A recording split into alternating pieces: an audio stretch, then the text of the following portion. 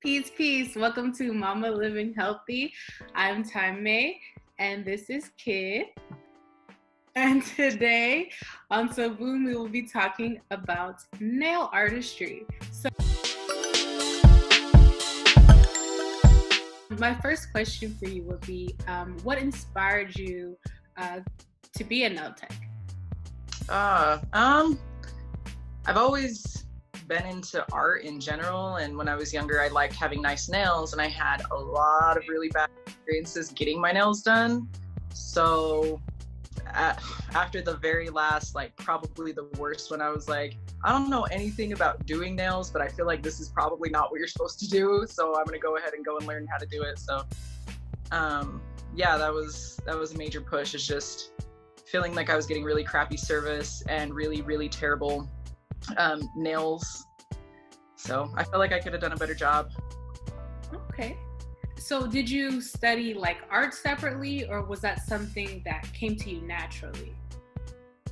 I mean, taken like some art classes. I don't love them because I kind of have I have a very stubborn attitude. When I was in art classes in school, if I got a couple bad grades on some things, and every time I'd get a bad grade in art, I just wouldn't accept it. I was like, well, art is in the eye of the beholder, so you don't know what you're talking about. Well, it's not anything that I've like really studied traditionally. It's always just been something I did. Okay. So what steps did you take in order to become your own boss? Well, once I was done with, because I did cosmetology, so I'm like technically licensed to do everything, but nails is just more, I just vibe with it better. So as soon as I was done with cosmetology, I did a couple other programs like aesthetics and stuff, but the goal was always to just work for myself. So right after school, I just started working from home. It was difficult. Like, it's really difficult to start out being independent and working from home. It's harder, I feel, to grow a clientele that way, because from a salon aspect, you get walk-ins, you are able, you have like a storefront where people can see it, so it's a little bit easier. So it was definitely an uphill battle, but that was always the goal. So I would rather suffer and be my own boss, like suffer for a little bit and build it up. But yeah, like the steps that I took were just, every time I have extra money, I invest it into more product or furniture that I need, or like, I'm doing like a business class on Monday.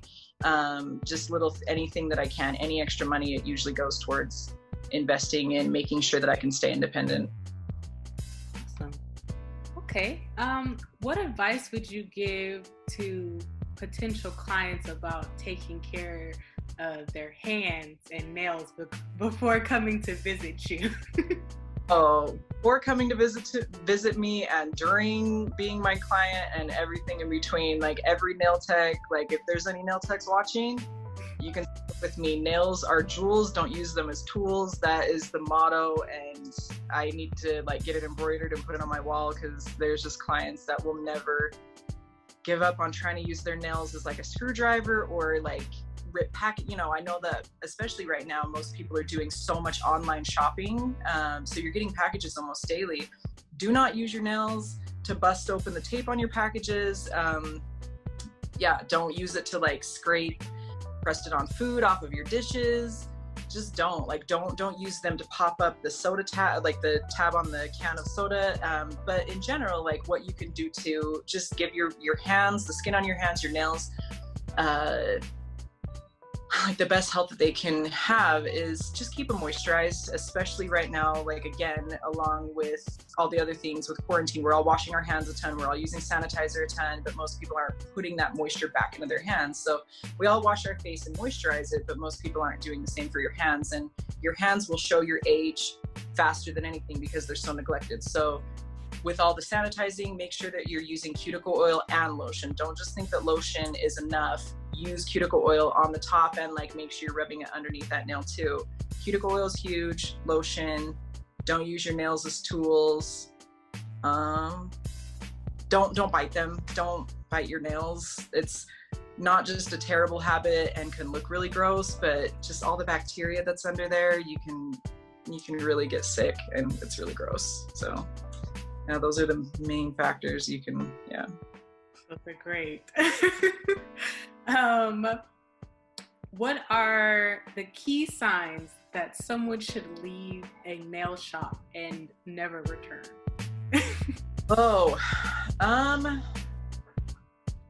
I would say and feel free to ask your nail tech questions. Like, if you ask your nail tech questions about like the cleanliness practices that they have, and if they are avoiding them or if they seem offended, you should probably leave. Like, if my clients were to walk in and ask me what I do to clean and sanitize and disinfect my implements and my workspace, I'm happy to show them. And I've even offered, you know, if they're concerned at all, especially right now during this time, if they would like to stay after their appointment, if there's extra time, they can sit and watch me clean up. So if your nail place seems secretive about either their cleaning practices or their products, is a huge one. So there's a lot of like illegal and not safe products on the market. If your nail tech, like if your bottles aren't clearly labeled and have brand names, if they're just in no label containers and just have like marker written on what they are, like acetone or monomer or whatever, that's kind of a weird sign. You sort of want things to have name brand labels on them so you know that they are legal, safe products. Also, this is something I hear all the time, like every one of my, I'll grab one, hold on. Every single one of my nail files that I use they're all single-use files, and mine are individually wrapped in plastic, and it's sealed so you can hear it every time I open a brand new one and I take it out. Not every nail file is going to be single or individually wrapped, but if you see that somebody is reusing nail files, whether it's your same one and they're keeping it and using it in future appointments, or if you notice that they just have like you can tell when a nail file is used because it has like white scratches on it. If you see that and somebody pulls out a file and starts to use it, like don't let them touch you, don't return. If there's any implements that you see that cleanliness is a huge thing. Don't be afraid to ask questions. Don't be afraid to ask them about if their products are legal, and if you sense that they are reusing dirty implements and tools on you, or use tools on anybody, leave and never return. Yeah, those are great as well. I've actually noticed that a few times in the past of people reusing things. So for example, I was getting a pedicure one day, and I saw the same brush that this woman used to scrub my foot. She like put it in a sanitizing bin, and then there was like a lady the other way, like on the other side, and then this woman comes and she grabs it out and she just like puts it in the tub where her feet are, and then she just leaves it in there for a little bit, and then she just puts like some it wasn't really like, it was written on like how you said, and it was like some type of soap or something, and then she just started scrubbing her foot, and I was just like, I don't know if that's right. Like it's oh my goodness. And I feel like it's almost like norm in certain places where people are like, oh, okay, well, I'm sure, that's fine.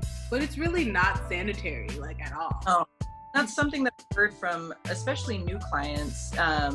Most of them will say something about it, because I offer all my clients their file at the end of the service. I'm like, here, you can take this home with you if you want. And some of them have said like, oh, you can just keep it for next time. I'm like, no, I'm going to throw it away. Oh, you get a new one every single time? Yes. Like, I've never seen that before. I'm like, wherever you've never seen that before, don't ever go back there, because that's gross. But touching on kind of what you just said too, is there's, one of the biggest things that they teach you in beauty school, you don't even really learn how to do a whole lot. You leave there feeling like you have no skills to pay the bills. But the one thing that they drill into you over and over is sanitation, like infection control, making sure that you know how to like clean and disinfect your space. And so a huge part of it is knowing the contact times for cleaning products, like barbicide is a huge one, and knowing that you need to submerge your reusable implements, your metal implements, non-porous tools for a minimum of like 10 minutes, and you need to let them air dry, So knowing that your nail tech and beauty professionals know how to use their disinfection like protocol properly is a huge thing.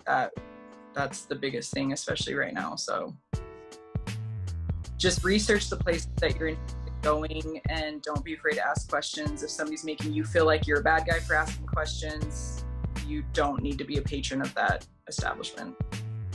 Absolutely. My last question would be, where can people find you? So I'm out of Lehi, Utah, on the north end of Lehi. Like, people local to Utah will know it. Like, I'm on the end closer to the point of the mountain, or like the Traverse Point area. So yeah, so if you're already in Utah, if you're passing through Utah, I am in Utah County. I know that Salt Lake County people have a hard time with that, because you think in your mind, when I say I'm in Utah County, you think Provo. I'm not in Provo. I'm a mile south of Salt Lake County. So yeah, come visit me out in Utah. Well, thank you so much for setting aside some time to do this interview with me. Yeah, thank you. It was good talking to you. I do have another question though, just like from me personally.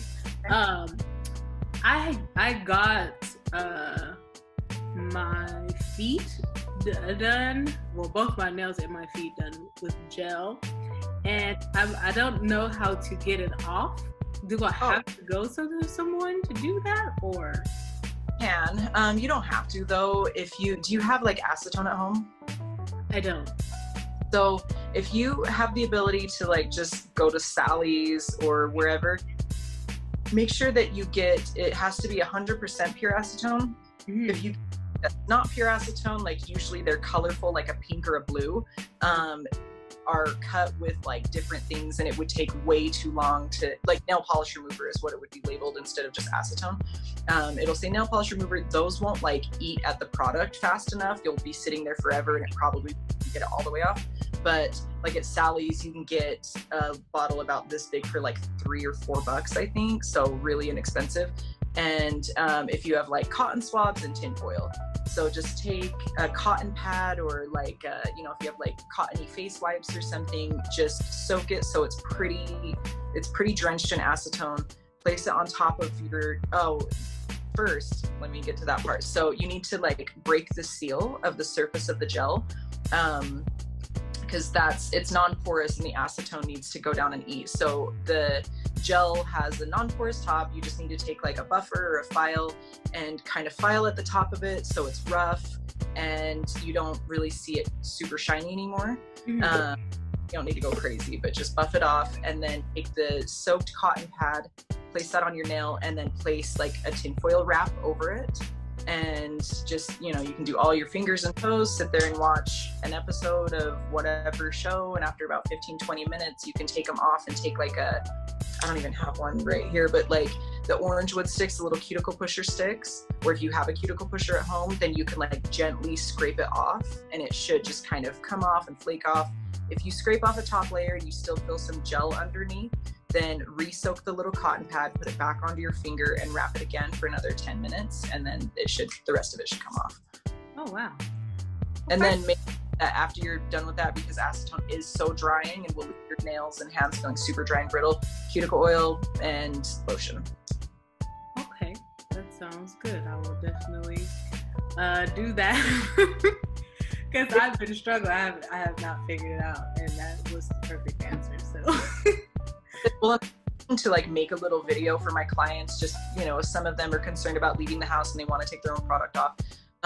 But if you have any issues or you're confused about it, like, feel free to video chat me on Instagram and I'll talk you through it when you get the products or whatever. Awesome. That sounds good. Well, thank you again. I really appreciate it.